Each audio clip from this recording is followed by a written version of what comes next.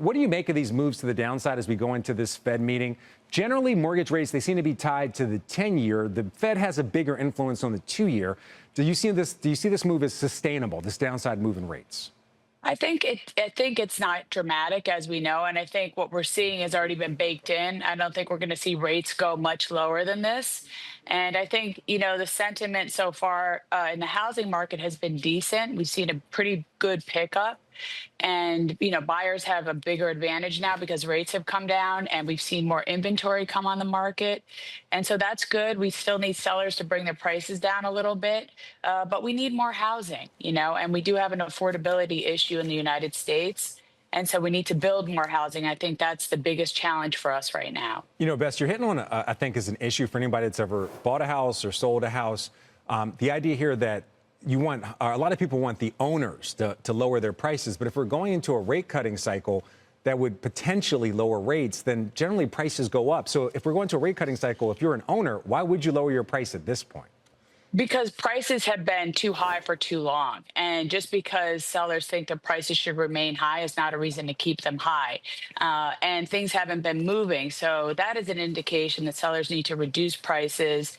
And now that buyers have more affordability with rates coming down, you want to meet in the middle. When you have a healthy intersection of supply and demand, then the market moves.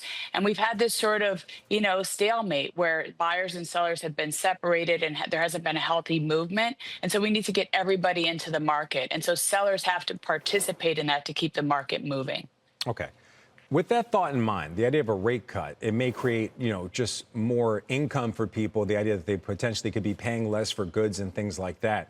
Would that also help the housing market, this one rate cut, or do we need to see a series of rate cuts before consumers just have more money to spend on housing?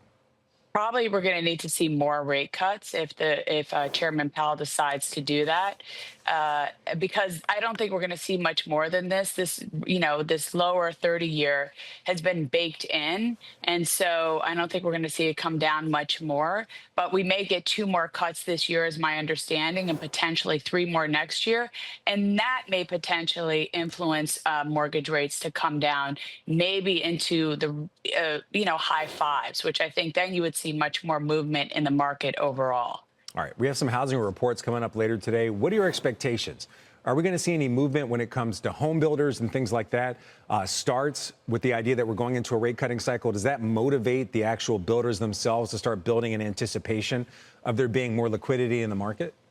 I don't think so. I Really? mean, I think people are waiting. I think this is an environment where people are taking their time. They're not sure. The narrative is unclear.